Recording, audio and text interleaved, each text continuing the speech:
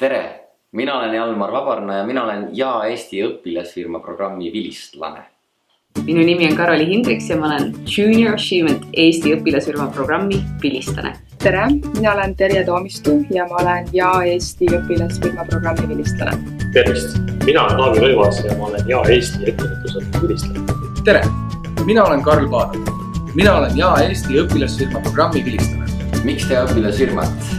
Miks mitte, on minu esimene vastus, aga ma arvan, et kõige olulisem on see, et õpilasfirma annab sulle baasteadmised eduka ettevõtte loomiseks. Õpilasfirma tegemine annab kogemuse sellest, mis juhtub siis, kui sul on idee, visioon ja tiim. Ettevõtluse õppimine igal noorel eluks vajalik kogemusi, teadmisi, oskusi. Sõltumata sellest, kas sinust saab tulevikus tippettevõtja või osas töötades teistes kohtades. Kui ma peaksin valima mõned asjad, mida Junior Achievementi õpilasfirma programm mulle andis, siis kindlasti arusaamist sellest, kuidas minu kui noore inimese peas sündinud idee võib saada tooteks teenuseks, võib aidata ühiskonda. Selline oli minu lugu. Aga milline saab olema sinu lugu?